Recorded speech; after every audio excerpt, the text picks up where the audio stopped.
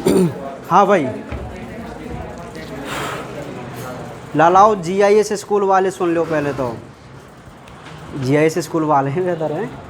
Chapter number 6 आपको start करना है, और जो चैप्टर नंबर 7 है हम उसको बाद में देखेंगे, ठीक है। पीडीएफ में आपको भेज दूंगा, तो केवल आपको समझना है चैप्टर नंबर 6। सुनिए भाई, तो अब तुम सुनियो भाई, सब बच्चे हैं ना, सुनिए। चैप्टर नंबर 6 जिसका नाम है वंशागति के आणविक आधार। क्या नाम है? वंशागति के आणविक आधार। ये चैप्टर नंबर 6 का नाम है। और इस चैप्टर नंबर 6 में हम जो टॉपिक पढ़ेंगे वो पढ़ेंगे मोस्टली डीएनए। क्या पढ़ेंगे भाई? डीएनए, ठीक है। तो जैसा कि कल मैंने आपको एक क्वेश्चन बताया था कि कोशिका के केंद्रक में कौन सा अम्ल प्रेजेंट होता है, कोशिका के केंद्रक में कौन सा अम्ल प्रेजेंट होता है, तो आंसर है न्यूक्लिक अम्ल। कौन सा अम्ल? न्यूक्लिक अम्ल। ये इंपॉर्टेंट क्वेश्चन था भाई, ठीक है। अब सेकंड यदि मैं बात करूं तो सबसे पहला क्वेश्चन डीएनए की संरचना। क्वेश्चन है डीएनए की संरचना, और इसमें एक टॉपिक है, और वो टॉपिक है पॉलीन्यूक्लियोटाइड, पॉलीन्यूक्लियोटाइड की श्रृंखला। अब जैसा कि मैंने आपको बताया कि जो डीएनए होता है, क्या होता है? वो डीएनए क्या है? एक प्रकार का डीएनए एक प्रकार की पॉलीन्यूक्लियोटाइड श्रृंखला है। कैसी श्रृंखला है बोलो? पॉलीन्यूक्लियोटाइड श्रृंखला। मुझे लगे बच्चन दिक्कत आवेगी। चलो दिक्कत तो नारी छोड़ रहा हो, नारी नहीं बनते पूछ रहा हूँ मैं, कमेंट करके बताएंगे तो आते नारी साहब। चलिए तो सुनो भाई, देख तो रहो है? हाँ सही है। चलिए तो ध्यान से सुनिए। सबसे पहले हमें ये जानना है कि आखिर ये पॉलीन्यूक्लियोटाइड क्या चीज़ है। तो पॉली मीन्स बहुत सारे, न्यूक्लियोटाइड मीन्स न्यूक्लियोटाइड, ठीक है। तो सबसे पहले हम बात करेंगे कि व्हाट इज न्यूक्लियोटाइड। ये न्यूक्लियोटाइड क्या है? तो सुनिए, न्यूक्लियोटाइड के हम बारे में बात करेंगे सबसे पहले। तो आपको क्या कहना है कि जो न्यूक्लियोटाइड होता है उसके कितने घटक होते हैं? 3 घटक होते हैं। जो न्यूक्लियोटाइड है उसके 3 घटक होते हैं। पहला घटक नाइट्रोजन क्षार, सेकंड है पेंटोज शर्करा, ज़्यादा मत बोलो, और थर्ड है फॉस्फेट समूह। क्या है? ये 3 घटक मिलकर बनाते हैं न्यूक्लियोटाइड। क्या बनाते हैं ये? कौन कौन से घटक? पेंटोज शर्करा और फॉस्फेट। ये तीनों समूह मिलकर एक संरचना बनाते हैं और उस संरचना का नाम होता है न्यूक्लियोटाइड, ठीक है। नेक्स्ट, अब सबसे पहले यदि आपको एक न्यूक्लियोटाइड की संरचना समझनी है, न्यूक्लियोटाइड की, तो आपको पता होना चाहिए एक पेंटोज शर्करा के बारे में। किसके बारे में? तो सबसे पहले हम बात करते हैं कि आखिर ये पेंटोज शर्करा बनती कैसे है। पेंटोज शर्करा, इस पेंटोज शर्करा का डायग्राम आप पे बनाना आना चाहिए। देखो बहुत सिंपल है, ये इसका ऑक्सीजन ग्रुप है पेंटोज शर्करा का, ठीक है। फिर आपको क्या करना है, इस प्रकार की स्ट्रक्चर बनानी है, वो देखो, ठीक है, ये वाली। तो ये आपकी पेंटोज शर्करा है। और पेंटोज शर्करा हम किसको बोलते हैं? जिसमें कार्बन के कितने हो? 5। कार्बन के कितने हो? उसे हम क्या बोलते हैं? पेंटोज शर्करा बोलते हैं। क्या बोलते हैं? जिस प्रकार हेक्सोज शर्करा में कार्बन के 6 होते हैं, उसी प्रकार पेंटोज शर्करा में कार्बन के कितने होते हैं? 5 होते हैं, ठीक है। तो इसलिए हम इसको पेंटोज शर्करा कहते हैं। तो पेंटोज शर्करा के बारे में यदि हम बात करें तो इसमें 5 कार्बन पॉइंट आप समझिए। सबसे पहले तो सबसे पहला कार्बन पॉइंट तो इस स्थान पर होता है, ये फर्स्ट कार्बन पॉइंट है। ये सेकंड कार्बन पॉइंट है, ये थर्ड कार्बन पॉइंट है, ये नीचे वाला 4 कार्बन पॉइंट है, नीचे वाला, या इसको मैं 4 कार्बन पॉइंट कह सकता हूँ। और जो इसका 5वां कार्बन पॉइंट होता है ना वो ऊपर की तरफ होता है, जिसे मैं CH2OH कह सकता हूँ। क्या कह सकता हूँ? यह एक पेंटोज शर्करा है। क्या है ये बोलो? इस पेंटोज शर्करा में कितने कार्बन पॉइंट? 5 carbon point. पहले सबसे पहले यही जानना है कि भाई कहाँ कहाँ पर ये कार्बन पॉइंट होते हैं। तो एक यहाँ पे, सेकंड यहाँ पर, थर्ड यहाँ पर, 4 यहाँ पर, 5 ऊपर की तरफ। ठीक है, इस प्रकार ये 5 कार्बन पॉइंट होते हैं अपनी पेंटोज शर्करा पर। यदि इसका मैं नोमेनक्लेचर करूँ, इसका मैं नामकरण करूँ, इसको नामांकित करूँ, इसको लेबल करूँ मैं, तो ज़रा लेबल्ड इसका देखिए। ऊपर की तरफ होता है OH फर्स्ट कार्बन पे, और नीचे की तरफ होता है H। सेकंड कार्बन की मैं बात करूं तो दोनों तरफ HH, और थर्ड कार्बन पॉइंट की मैं बात करूं तो H और OH। 4 कार्बन पॉइंट की बात करूं तो मैं H, और 5 पर CH2OH। सबसे पहले तो ये इम्पोर्टेंट आप पे आना चाहिए। यहाँ तक बात नॉर्मल है, सब पे आवे पेंटोज शर्करा को डायग्राम हमें कैसे बनाना है। ठीक है, तो इस प्रकार आपको एक पेंटोज शर्करा बनानी है। और हम तो क्या बना रहे हैं? न्यूक्लियोटाइड। क्या बना रहे हैं हम बोलो? और मैंने कहा कि न्यूक्लियोटाइड तो 3 घटकों से मिलकर बनाए, उनमें अभी मैंने केवल एक घटक की बात की है, वो पेंटोज शर्करा की बात की है। भाई एक ही घटक की तो बात की है, और उस घटक का नाम क्या है? तो अभी मैंने केवल पेंटोज शर्करा बनाई है। ठीक है, नेक्स्ट, पेंटोज शर्करा के फर्स्ट कार्बन पे, अब जरा ध्यान से सुनना, ये पूरी एक पेंटोज शर्करा है। इसमें एक पॉइंट जो मैंने आपको बताया था कि यदि किसी भी पदार्थ को पेंटोज शर्करा से अटैच होना है, जुड़ना है, तो कौन से स्थान पर जुड़ सके? वो जहाँ पर हाइड्रोक्सिल ग्रुप हो। क्या हो? तो जहाँ हाइड्रोक्सिल ग्रुप देखने को मिलेगा उसी स्थान पर पेंटोज शर्करा से कोई ना कोई जुड़ेगा। ठीक है, तो अब फिर मैं बात करूं नाइट्रोजन क्षार की। सबसे पहले नेक्स्ट हम बात कर रहे हैं नाइट्रोजन क्षार के बारे में। तो नाइट्रोजन क्षार के बारे में मैंने आपको 2 बातें बताई कि नाइट्रोजन क्षार के 2 ग्रुप होते हैं, एक प्यूरिन ग्रुप होता है, एक प्रीमिडिन ग्रुप होता है।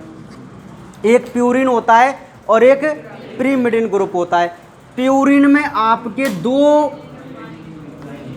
दो नाइट्रोजन क्षार आते हैं, एडेनिन और ग्वानिन, जबकि प्रीमिडिन में आपके 2 आते हैं। कौन कौन से? साइटोसिन और थाइमिन। हमारे पास टोटल नाइट्रोजन क्षार कितने? 4। टोटल नाइट्रोजन क्षार कितने? इसके कितने ग्रुप किए हमने? एक ग्रुप बनाया प्यूरिन और एक ग्रुप बनाया प्रीमिडिन। तो प्यूरिन के अंतर्गत आते हैं एडेनिन और ग्वानिन, जबकि प्रीमिडिन के अंतर्गत आते हैं साइटोसिन और थाइमिन। यहाँ तक बात समझ में आई? अब सुनिए नेक्स्ट, ये जो तीसरा फॉस्फेट समूह है, इसको तो हम जानते ही हैं कि फॉस्फेट समूह के अंतर्गत आता है फॉस्फोरिक अम्ल। कौन आता है? H3PO4। इसी को हम फॉस्फेट समूह बोलते हैं। तो ये 3 संरचनाएं मिलकर कैसे एक न्यूक्लियोटाइड बनाएंगी, यही चीज़ हमें जाननी है भाई। ठीक है, तो सुनो, अब यह तो आपके पास एक पेंटोज शर्करा है केवल।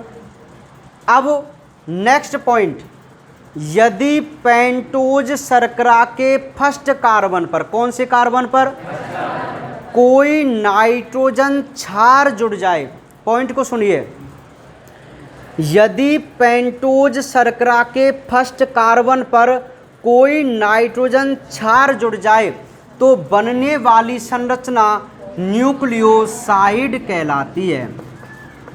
अभी हमने न्यूक्लियोटाइड नहीं बनाया, इस न्यूक्लियोटाइड पे तो पहुंच रहे हैं।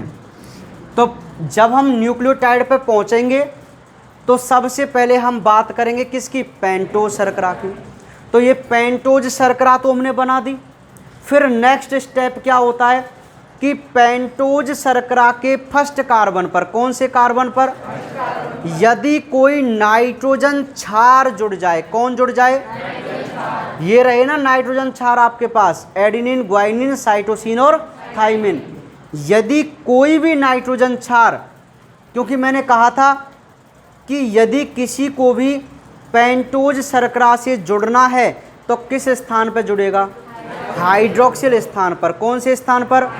मतलब हाइड्रोक्सिल समूह को हटाएगा या प्रतिस्थापित करेगा, हटा देगा और खुद उसके स्थान पर बैठ जाएगा। उसी को सब्स्टिट्यूशन या प्रतिस्थापन के नाम से जानते हैं। ठीक है, तो सुनिए, ये फर्स्ट कार्बन का हाइड्रोक्सिल समूह मैंने हटा दिया, फर्स्ट कार्बन का, और इस पर मैंने क्या जमा दिया भाई?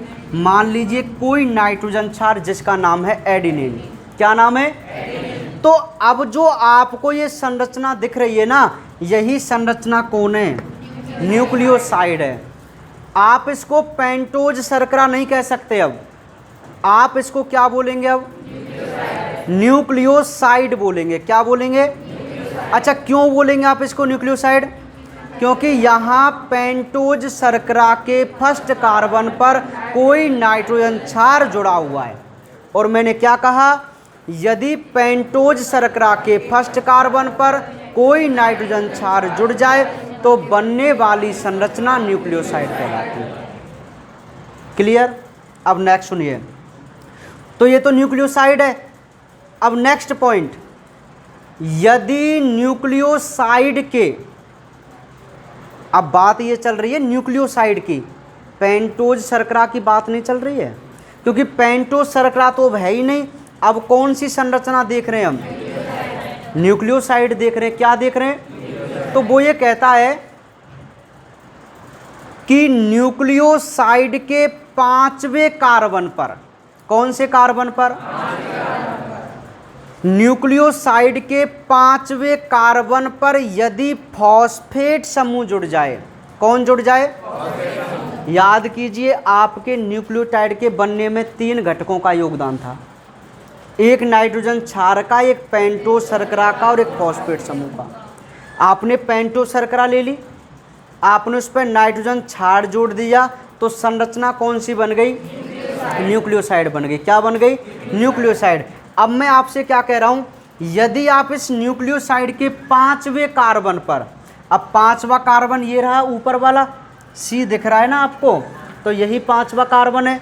तो इस, अब यहाँ हाइड्रोक्सिल समूह भी तो है OH, तो इसके स्थान पर यदि आप, या 5वें कार्बन पर आप यदि फॉस्फेट समूह जोड़ दें, क्या जोड़ दें? ज़्यादा राइट में इसको ऐसे लिख सकता हूँ, इसको ऐसे करके ऊपर की तरफ मैं लिख देता हूँ या इधर लिख देता हूँ। ये फॉस्फेट समूह जोड़ दिया। कौन सा समूह जोड़ दिया? तो अब आपके सामने जो ये बनी हुई संरचना है, इसी संरचना का नाम होता है न्यूक्लियोटाइड। क्या होता है? एक बार फिर प्रैक्टिस करो आप इसकी, आप कीजिए, प्रैक्टिस करो, या कि तुम भी करो भाई, जो ऑनलाइन देख रहे हैं ना। 1-2 दिन आपको थोड़ा असहज लगेगा, एडजस्ट हो जाएंगे आप, है ना। ये न्यूक्लियोटाइड है, इसकी संरचना को आप रफ प्रैक्टिस करके देखो एक बार।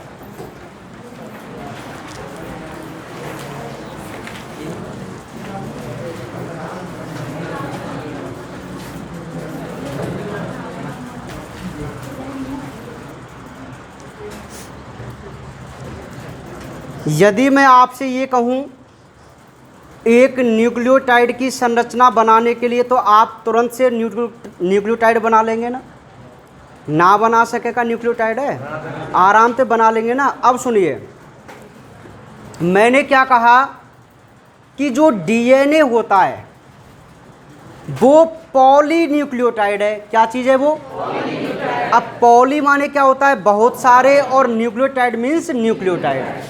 ठीक है, हमारे पास मुख्य रूप से 4 प्रकार के तो न्यूक्लियोसाइड हैं और 4 ही प्रकार के क्या हैं? न्यूक्लियोटाइड। क्यों हैं 4 प्रकार के? क्योंकि हमारे पास 4 ही प्रकार के नाइट्रोजन क्षार हैं। तो 4 नाइट्रोजन क्षार ही जुड़ेंगे, तो 4 प्रकार के, देखो संख्या 4 नहीं है न्यूक्लियोटाइड की, संख्या तो कितनी भी हो सकती है। जैसे मैंने आपको लिखा है ना 43,000 48,000 तक, ये तो न्यूक्लियोटाइड की संख्या है, लेकिन टाइप्स उसके 4 होते हैं बस। एक तो एडिनिलिक, थाइमिडिलिक, साइटिडिलिक और ग्वाइनिलिक, यही 4 प्रकार के न्यूक्लियोटाइड हो सकते हैं। नंबर ऑफ न्यूक्लियोटाइड्स कितने भी हो सकते हैं, ठीक है। चलिए अब हम सीखेंगे कि हमें पॉलीन्यूक्लियोटाइड कैसे बनाना है। क्या बनाना है अब पॉलीन्यूक्लियोटाइड का मतलब क्या हो गया, मतलब जब बहुत सारे न्यूक्लियोटाइड आपस में जुड़ जाएंगे तो बनने वाली श्रृंखला क्या कहलाएगी, पॉलीन्यूक्लियोटाइड कहलाएगी। क्या कहलाएगी, पॉलीन्यूक्लियोटाइड।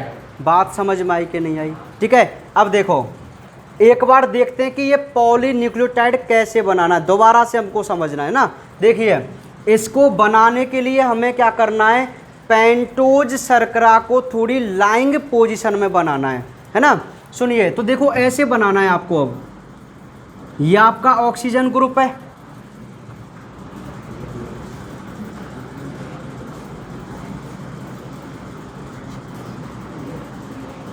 ठीक है। ये आपकी पेंटोज शर्करा बन गई, पेंटोज शर्करा।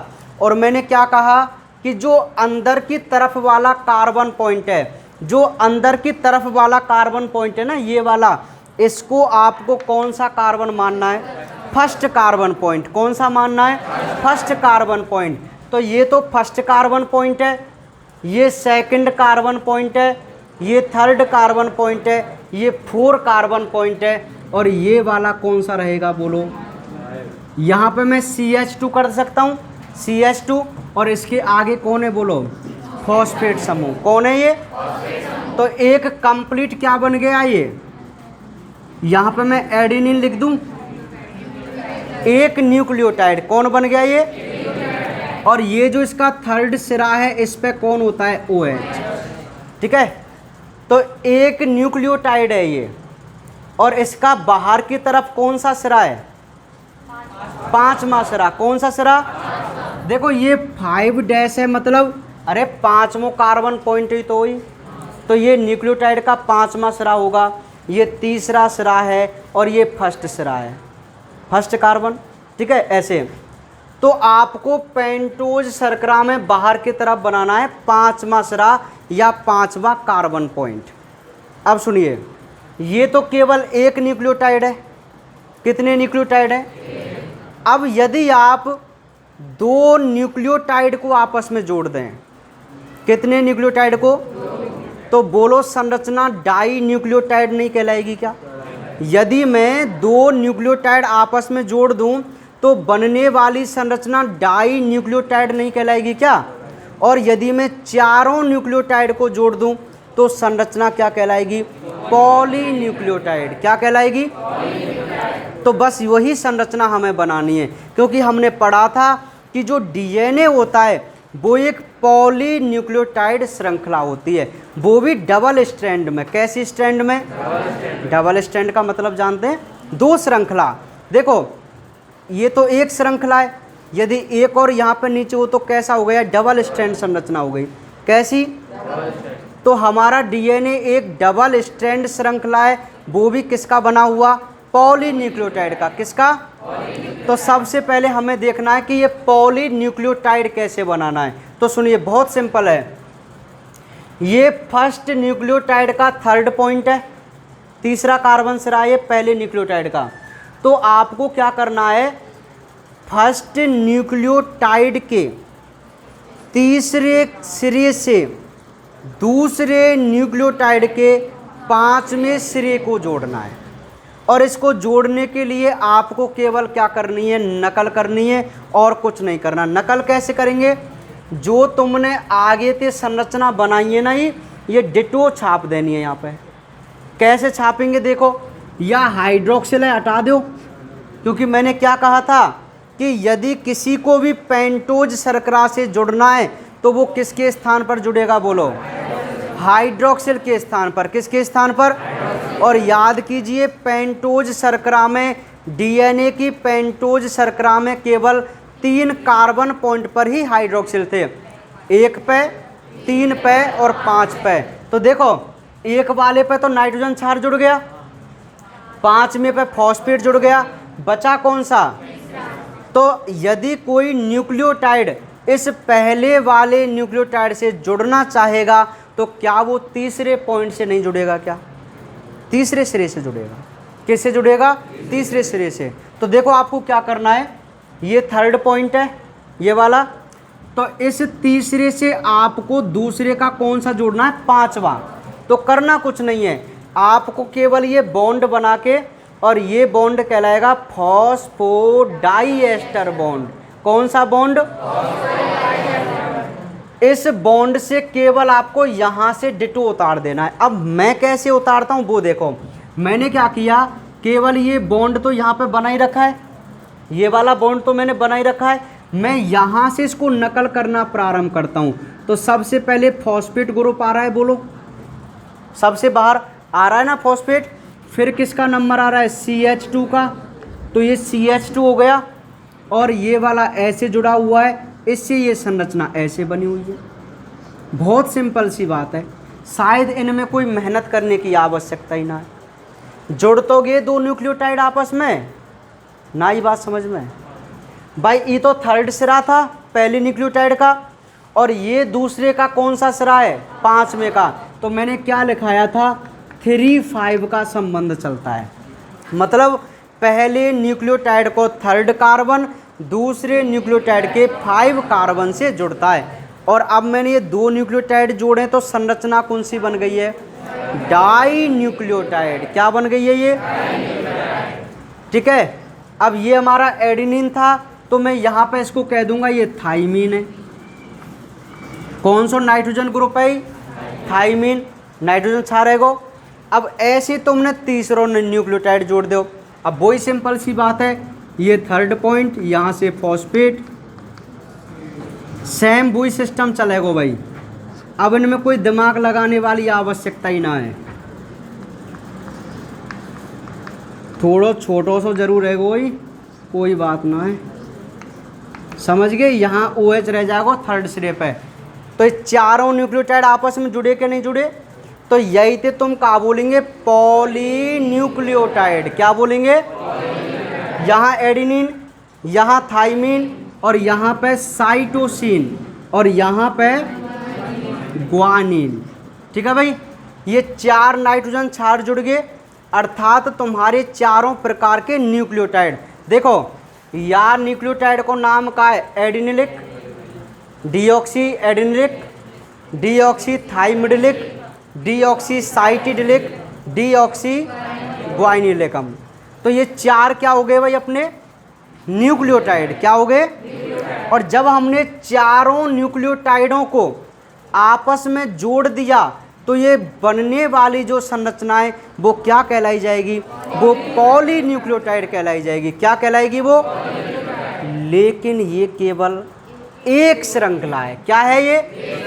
तो ये तो सिंगल स्ट्रैंड है।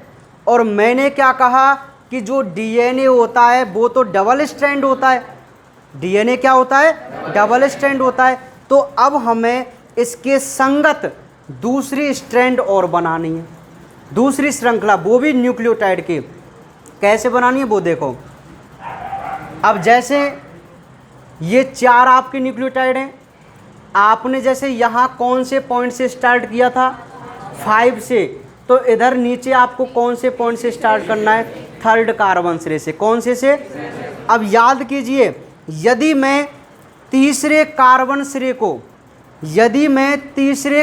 सिरे को इधर साइड में रखूं, इधर साइड में, तो आपको एहसास होगा कि हमें अब ये डायग्राम शायद इस प्रकार बनाना होगा। भाई बात को सुनिए, तीसरा कार्बन पॉइंट तो इस स्थान पे है। अब मैं तुमसे ये कह रहा हूँ कि आपको तीसरा कार्बन पॉइंट इधर बनाना है। मैं क्या कह रहा हूँ कि तीसरा कार्बन पॉइंट आपको इधर से लेके चलना है। तो हम इस डायग्राम को बिल्कुल बोलो ऐसे बनाएंगे कि नहीं बनाएंगे? बताओ। ऐसे नहीं बनाएंगे कम यह है। अब आवेगो तीसरा सिरा इधर साइड में, और मैंने कहा था कि बीच मतलब सेंटर की तरफ या अंदर की तरफ आपको कौन सा सिरा मानना है? फर्स्ट, पहला कार्बन सिरा अंदर की तरफ। जैसे यहाँ अंदर की तरफ हमने फर्स्ट माना था। अरे एक बात बताओ, या इस डायग्राम को यदि हम देखें तो कोई ना पहचान रहो यहाँ में कि पहलो कौन सा और पाँचवों कौन सा है, ना पता चले ना। या तो कब पता चलेगी? यदि मैं तुमसे यूँ कह दूँ कि ये फर्स्ट कार्बन सिरा है, ये वाला फर्स्ट कार्बन सिरा है, तब आप पहचान लेंगे यदि ये फर्स्ट है तो ई 100% कौन सा होगा बोलो, 5 में होगा। आई बात समझ में नहीं आई? तो ये कौन सा होगा, थर्ड। तो थर्ड में का लिखियो रहेगो OH, तो ये कौन सा सिरो हैगो, तीसरो। तो ई कौन सा हैगो, फर्स्ट। और मैंने कहा था कि यदि आपके नाइट्रोजन क्षार दोनों न्यूक्लियोटाइड के जो आमने सामने हैं, वो दोनों नाइट्रोजन क्षार बिल्कुल आमने सामने होने चाहिए। अब जैसे इस डायग्राम में यहाँ नाइट्रोजन क्षार में जैसे मान लूँ यहाँ पे लिखूँ तो आमने सामने ना है ना ये, तो हमें क्या करना है, यदि ये आमने सामने नहीं बैठते तो आपको इस प्रकार ऐसे लिख देना है। अब बोलो आमने सामने हुए कि नहीं हुए? अब मैंने ये थाइमीन क्यों लिखा बोलो, क्योंकि एडेनिन से, एडेनिन नाम का जो नाइट्रोजन क्षार होता है उससे कौन सा नाइट्रोजन क्षार जुड़ता है, थाइमीन। कौन सा, थाइमीन। तो ये जुड़ गया। अब सेकंड, क्योंकि यहाँ भी तो पॉलीन्यूक्लियोटाइड बनाना है आपको, तो अब संबंध चलेगा 5-3 का। किसका चलेगा, देखो ऊपर तो चला था 3-5 का, अब उल्टा हो जाएगा 5-3 का चलेगा। मतलब पहले न्यूक्लियोटाइड का 5वां कार्बन सिरा दूसरे न्यूक्लियोटाइड के कौन से थे, नकल करनी है, कुछ नहीं करना है। अरे जैसे तुमने यहाँ से डिटो उतारे हो ना, अब ऐसे डिटो उतारो है। देखो ये तो चल ही रहा है, यहाँ पे बॉन्ड बनाओ, बॉन्ड बना दिया, नकल करो बस। देखो नकल ही तो कर रहे हैं हम बिल्कुल, ना ही बात समझ में। बताओ डिटो ना छापो ही, अरे डिटो ही तो उतारे हो जो हमने यहाँ पे किया था। ऐसे ही तो यहाँ पे करे हमने, जो फर्स्ट न्यूक्लियोटाइड था उसका डिटो इधर छाप दिया हमने सेम। ऐसे ही यहाँ नीचे, ऐसे यहाँ पे ये जो न्यूक्लियोटाइड है ये वाला तो या कि जब हम डिटो नकल करेंगे तो कहाँ पे को, या जगह पे आवेगो, ऐसे डिटो छप जाएगा। अरे ऐसो ही तो अते ही है वालो, OH हटा दो बस। तो ये 5वां सिरो है फर्स्ट को, और ये दूसरे का कौन सा है, तीसरा। तो 5-3 का संबंध हो गया और डाई न्यूक्लियोटाइड बन गया। अब यहाँ पे कौन सा है, थाइमीन, और थाइमीन के संगत कौन सा जुड़ेगा फिर, एडेनिन। तो यहाँ बराबर में लिया, समझ में आ गई बात। अब फिर तीसरा न्यूक्लियोटाइड जोड़ना तुमने, सिंपल है ना। अब ठीक है, कुछ नहीं करना है आपको। ये लो, ये C है, तो यहाँ पे कौन सा आएगा, ग्वानिन। क्या आएगा, ग्वानिन। 3 न्यूक्लियोटाइड है। अब चौथे न्यूक्लियोटाइड है,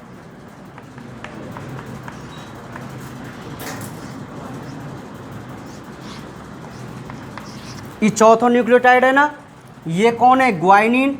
तो यहाँ पे क्या आ जाएगा, साइटोसिन। क्या आ जाएगा, और ई अब सिरा मुक्त रहेगा ना बिल्कुल। ये जो 5 सिरा है वो बिल्कुल फ्री रहेगा ना, क्योंकि अब आगे तुम्हें कोई जोड़ना नहीं है। तो ये तुम्हारे बने के ना बने बोलो, 4। अरे ना बने का 4 न्यूक्लियोटाइड नीचे तो बना दिए हमने, तो ये डबल स्ट्रैंड नहीं हैगी पॉलीन्यूक्लियोटाइड की। अब जोड़ना कैसे, देखो एक पॉइंट फिर तुम्हें याद करना है कि एडेनिन और थाइमीन के मध्य तो पाए जाएं डबल हाइड्रोजन बॉन्ड। कैसे बॉन्ड, और ग्वानिन और साइटोसिन के मध्य पाया जाए triple hydrogen bond. Triple hydrogen bond, जैसे मैं यहाँ पे बॉन्ड बनाऊँ, मैं 2-3 चौक से लाया हूँ, कहाँ खोए गए वे, खोए गए। चलो सुनो, ये तो एडेनिन और थाइमीन है, तो यहाँ पे तो कितने बॉन्ड लगेंगे बोलो, 2 हाइड्रोजन बॉन्ड। और ये भी थाइमीन एडेनिन है, तो यहाँ भी कितने बॉन्ड, 2। लेकिन ग्वानिन और साइटोसिन के मध्य ट्रिपल हाइड्रोजन बॉन्ड। कैसे बॉन्ड, इन हाइड्रोजन बॉन्ड की सहायता से ही, इन हाइड्रोजन बॉन्ड की सहायता से ही हमारे न्यूक्लियोटाइड की दोनों श्रृंखलाएं आपस में जुड़ती हैं। यदि मैं इन हाइड्रोजन बॉन्ड को तोड़ दूं तो आपकी दोनों पॉलीन्यूक्लियोटाइड श्रृंखला कैसी हो जाएंगी, अर्थात आपका डीएनए अलग अलग हो जाएगा। ठीक है, तो डीएनए जो डबल स्ट्रैंड होता है वो किससे जुड़ा होता है, हाइड्रोजन बॉन्ड से। किससे, अगर मैं आपसे पूछूं कि डबल हाइड्रोजन बॉन्ड किन किन के बीच में होता है, तो आपका आंसर है एडिनिन और थाइमिन। एडिनिन और ग्वाइनिन और साइटोसिन के मध्य ट्रिपल हाइड्रोजन बॉन्ड। कौन सा? तो ये होती है हमारी डीएनए की पॉलीन्यूक्लियोटाइड श्रृंखला, और वो भी कैसी? Double strand. तो डीएनए देखने में तो हमें ऐसा लगता है, डायग्राम हम को ऐसे बना में नॉर्मल, लेकिन डीएनए की वास्तविक संरचना नहीं है ये तो वैज्ञानिकों ने एक मॉडल दिया था केवल। यदि हम इसको वास्तविक रूप से देखें, मेरे पिया गए रंगून, अरे छोरा वहाँ से किया है टेलीफोन है, सुना है गाना? नहीं सुना? चलो सुनो भाई, टॉपिक पे डीएनए को यदि हम वास्तविक रूप से देखें तो डीएनए की संरचना इस प्रकार की होती है। समझ पा रहे हैं आप मेरी बात को? जो डीएनए होता है ना, डीएनए वो ऐसे बना होता है। डीएनए, ये डीएनए इस प्रकार का होता है, लेकिन हम उसको एक मॉडल के रूप में कैसे प्रस्तुत करते हैं? इस प्रकार की कुंडलित रूप में। लेकिन ऐसा नहीं होता है डीएनए, डीएनए इस प्रकार का होता है। ये है डीएनए। समझ में आई बात? नहीं आई? अब मैं आपसे एक क्वेश्चन पूछ लूँ कि जो डीएनए होता है ना, डीएनए नहीं तुम्हें नहीं पता है, सुनना है केवल आपको। डीएनए पॉजिटिव होता है या नेगेटिव होता है? एक क्वेश्चन है, डीएनए पॉजिटिव आयन है या नेगेटिव आयन होता है? कैसा चार्ज होता है डीएनए पे? अरे अपने आंसर तो दो। पॉजिटिव। क्यों? सुनिए, सुनो भाई सभी, डीएनए ऋणावेशित अणु है। कैसा अणु है? अब हम ये तो पढ़ लेते हैं कि यार ये डीएनए ऋणावेशित है, लेकिन हमें पता नहीं होता इसका रीजन क्या है, कि आखिर डीएनए नेगेटिव चार्ज क्यों होता है। होता तो है नेगेटिव चार्ज, लेकिन रीजन, कारण, तो उसका कारण सुनिए। एक बात बताओ, आपका जो डीएनए है वो पॉलीन्यूक्लियोटाइड का बना हुआ है ना, और पॉलीन्यूक्लियोटाइड को बनने में किसकी सहायता थी? फॉस्फेट ग्रुप की, यानी कि फॉस्फोरस। किसकी? और फास्फोरस शायद 15वें नंबर का है। 285 इसका इलेक्ट्रॉनिक विन्यास हो जाएगा, और -3 इसकी बैलेंसी हो जाएगी। नहीं होती है क्या? फॉस्फोरस -3। तो फॉस्फोरस क्या है? एक प्रकार का नेगेटिव है। फॉस्फोरस कौन है? फॉस्फोरस नेगेटिव बैलेंसी ना रखे का? फॉस्फोरस कौन है बोलो? धातु है अधातु है? अधातु है फॉस्फोरस। कितनी बात है?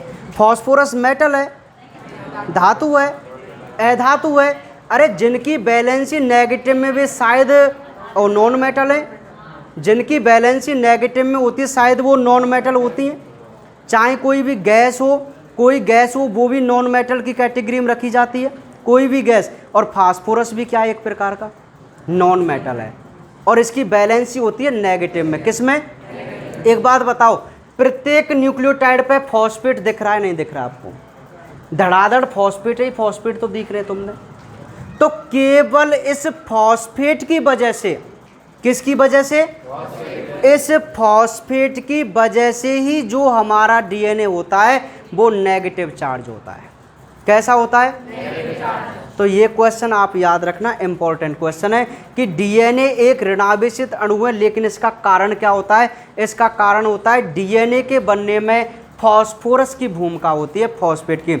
यदि फॉस्फेट नहीं हो तो क्या कभी न्यूक्लियोटाइड बन सकता है? न्यूक्लियोटाइड तो नहीं बन सकता ना यदि फॉस्फेट नहीं हो। तो फॉस्फेट की वजह से ही हमारा डीएनए कैसा होता है? नेगेटिव चार्ज, ऋणावेशित अणु होता है। आई बात समझ में? नहीं आई? तो ये है पॉलीन्यूक्लियोटाइड का डबल स्ट्रैंड, और ये आपको बोर्ड एग्जाम में 2 नंबर का देखने को मिलता है। ये पूछा जा चुका है क्वेश्चन, संभावनाएं तो मैं व्यक्त करता ही नहीं कि ये पूछा जाएगा, ये पूछा जा चुका है, तो आ सकता है एग्जाम में। ठीक है, पूरी प्रैक्टिस होनी चाहिए भैया की, पूरी प्रैक्टिस। अब मैंने शायद तुम्हारे काज कल नोट्स लिखा दिए ना या के, तो लालाओ GIS वालों PDF में सेंड कर रहा हूँ अभी आपको एक पृष्ठ की, और कल से कंटिन्यू दोनों नोट्स बनाते हुए चलना, ठीक है। चैप्टर नंबर 7 जहाँ तक हो रहा है आपको वहीं पर फुल स्टॉप करके कोई पन्ना ना छोड़ने, डायरेक्ट चैप्टर नंबर 6 लगाइयो वंशागति के आणविक आधार। PDF को पृष्ठ जो मैं भेज रहा हूँ या डिटो उतार लियो और फिर या को डायग्राम की प्रैक्टिस करियो, नहीं समझ में आवे तो कमेंट करके पूछ लियो, बता देंगे दोबारा। और कल ते दोनों क्लास तुम्हारी कॉमन है जाएंगी, समान है जाएंगी। कल ते समान चल जाएंगी ना, तो जब मैं बोलूँ यहाँ पे तो वहीं से आपको नोट्स उतारने, सही रहेगा ना सिस्टम। बे नोट्स उतारते रहेंगे, आप यहाँ लिखते रहना, ठीक है। चलिए तो यहाँ की प्रैक्टिस करो अब आप सभी, वो भी आप भी प्रैक्टिस करना भाई इसका कि पॉलीन्यूक्लियोटाइड की श्रृंखला कैसे होती है, आप भी कीजिए एक बार। अभी आप बनाओ दोबारा थे। हाँ भाई, तो सभी बच्चे अब लिखना प्रारंभ करें। GIS वाले भी अपनी नोटबुक में हेडिंग लगाएं भाई। एक पन्ना आप छोड़ दीजिए और अभी से आप लिखना प्रारंभ करें ना। चलो भाई लगाओ, लाला बात नहीं रहे पीछे। DNA की संरचना, हेडिंग है DNA की संरचना। देखो ये तो हमने DNA की पॉलीन्यूक्लियोटाइड श्रृंखला देखी थी, अब हम DNA की संरचना के बारे में जानने की कोशिश कर रहे हैं। तो हेडिंग लगा ली DNA की संरचना, लिखो इसमें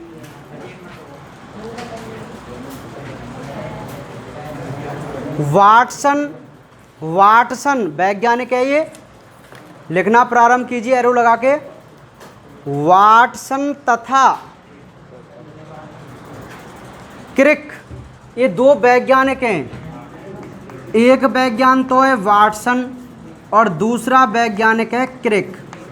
ये दो इम्पोर्टेंट वैज्ञानिक हैं, इस पॉइंट को आप इम्पोर्टेंट कर लेना, ये क्वेश्चन पूछा जाता है नीट में। वाटसन व क्रिक ने, लिखिए वाटसन व क्रिक ने DNA का,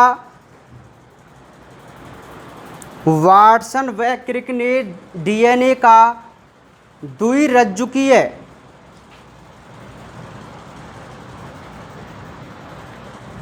मॉडल प्रस्तुत किया। वाटसन व क्रिक ने DNA का द्विरज्जुकीय मॉडल प्रस्तुत किया। नेक्स्ट पॉइंट, इन्होंने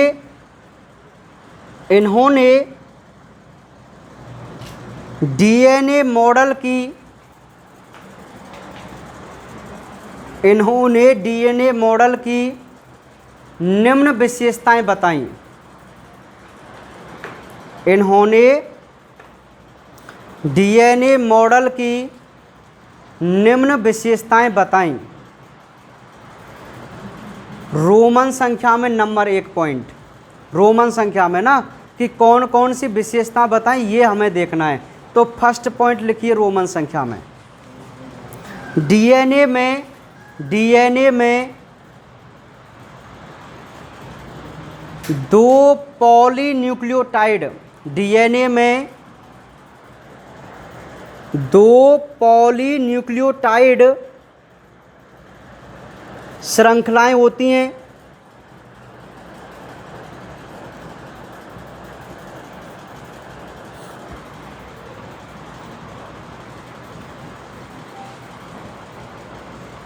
दो पॉलीन्यूक्लियोटाइड श्रृंखलाएं होती हैं। नेक्स्ट पॉइंट, दोनों श्रृंखलाएं, सेकंड पॉइंट है, दोनों श्रृंखलाएं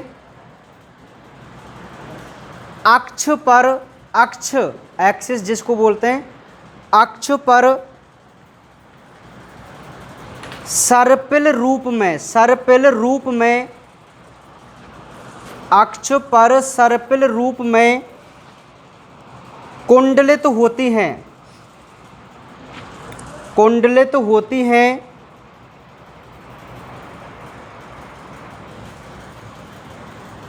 नेक्स्ट पॉइंट, तीसरा पॉइंट है, दोनों श्रृंखलाएं आपस में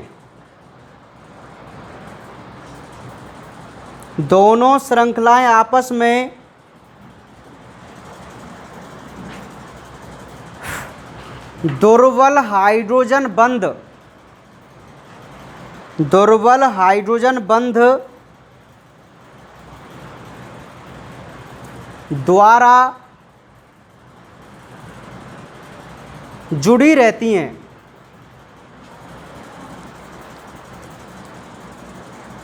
दोनों श्रृंखलाएं या रज्जुक आपस में दुर्बल हाइड्रोजन बंध द्वारा जुड़ी रहती हैं।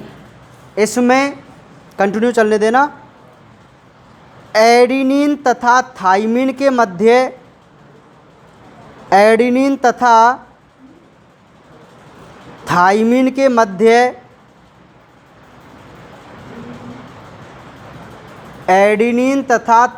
के मध्य द्वि हाइड्रोजन बंध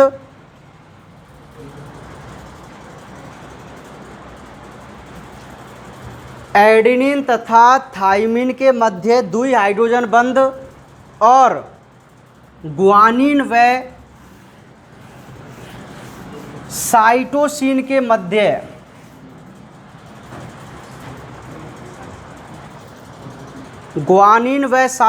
के मध्य ट्रिपल हाइड्रोजन बंध होता है। मतलब त्रिबंध लिखना, आप त्रिबंध होता है ना, ऐसे लिख लेना।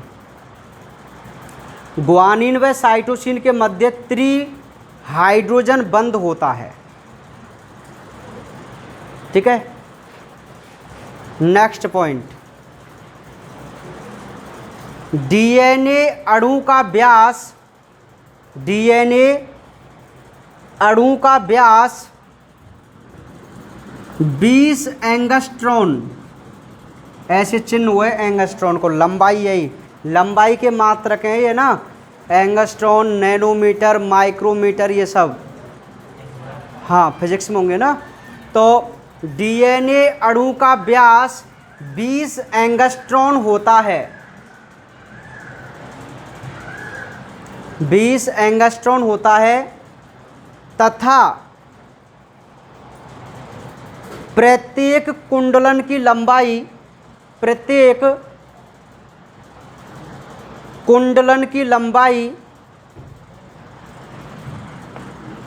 34 एंगस्ट्रॉन होती है, 34 एंगस्ट्रॉन।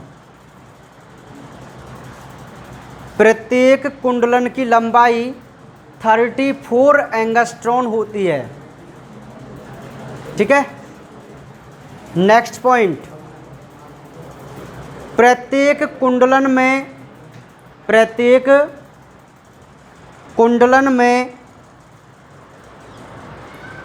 10 जोड़ी, प्रत्येक कुंडलन में 10 जोड़ी क्षार युग्म होते हैं, 10 जोड़ी क्षार युग्म होते हैं।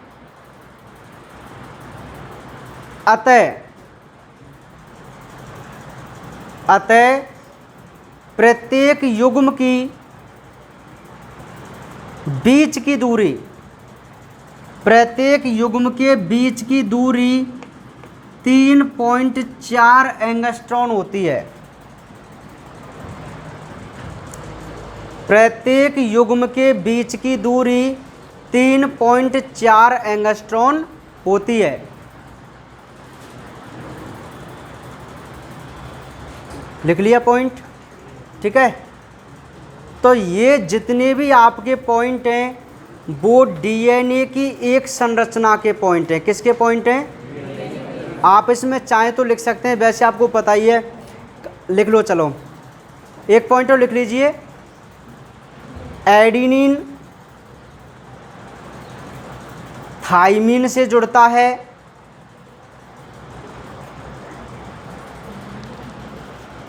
और ग्वानिन साइटोसिन से जुड़ता है।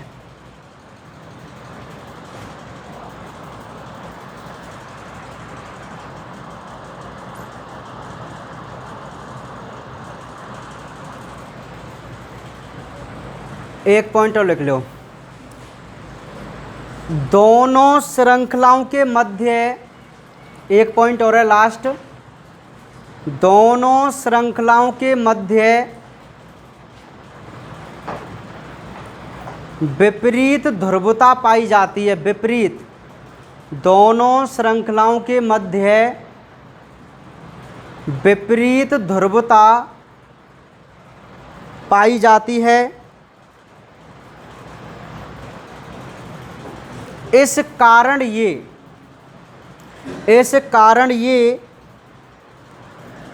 एक दूसरे से इस प्रकार विन्यासित रहती हैं। इस कारण ये एक दूसरे से इस प्रकार विन्यासित रहती हैं कि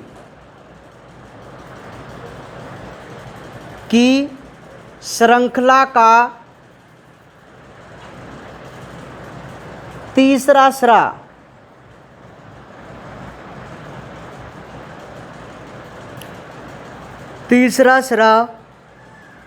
इसकी श्रृंखला के मतलब दूसरी श्रृंखला की बात कर रहा है, श्रृंखला के पांचवें सिरे के समीप, पांचवें सिरे के समीप,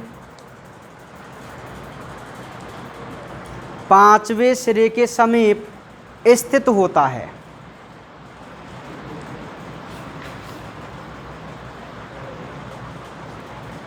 तो ये आपकी डीएनए की संरचना कंप्लीट है। ठीक है भाई, और कल हम इस डीएनए की संरचना का जो मॉडल है ना, उसका डायग्राम बनाएंगे और उसको ध्यानपूर्वक समझेंगे। ठीक है, बाकी बातें करेंगे कल।